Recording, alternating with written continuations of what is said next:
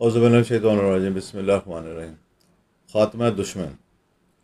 हमारी आज की वीडियो थोड़ी सी मुतात रवैये की मुतकाज़ी है, क्योंकि अमूमन लोग छोटे मोटे मसाइल के ऊपर एक दूसरे की जान लेने पे आ जाते हैं।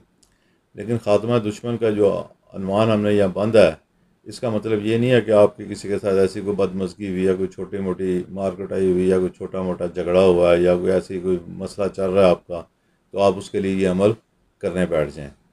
हाँ, बाज़ लोग ऐसे होते हैं, इतने ज़ालिम होते हैं कि उनके आगे इंसान का कोई बस नहीं चलता। पुलिस या कानून की मदद या अदालत की मदद आदमी या तो अपने मामलात की वजह से ले नहीं सकता, या उससे लेने से कासर रहता है, या उसे लेने में इतना वक्त लग जाता है कि उसकी बेबसी जो है वो बढ़ती जाती है। बहरहाल ऐसी कोई भी सूरत हाल हो जहाँ पे वाक़तन ऐसे अमल की ज़रूरत हो, वहाँ पर करें, बसूरत दीगर इस अमल को इस्तेमाल में ना लाएं। इसकी एक मिसाल कुछ यूँ है कि बाज़ इज़्ज़तदार घराने होते हैं, लेकिन वक्त और हालात के पेश नज़र या हालात के ख़राब होने के बायस उनके अंदर इतनी ताकत नहीं रहती कि अपनी इज़्ज़त और वक़ार की हिफाजत कर सकें। ख़वातीन के मामले में, औरतों के मामले में उबाश लोग अपनी हरकतों से उन्हें तंग करते रहते हैं और हर वक्त उन्हें अपनी इज़्ज़त का ख़तरा लगा रहता है।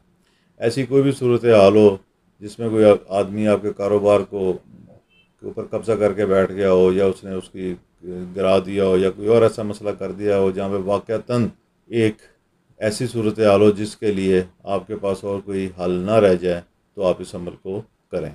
अमल कुछ यूँ है कि कब्रिस्तान से पुरानी कब्र की मिट्टी लेकर आएँ, इसके ऊपर सूरत लहब जो है इसको 21 मरतबा पढ़ें, और अगर मुमकिन हो और निशानदेही हो सके तो किसी ऐसी आदमी की कब्र लें जो कत्ल के इल्ज़ाम में फांसी चढ़ा हो, या किसी लड़ाई झगड़े में मरा हो, या कोई और उसे ऐसे सज़ा हुई हो, तो उसकी कब्र की मिट्टी लें।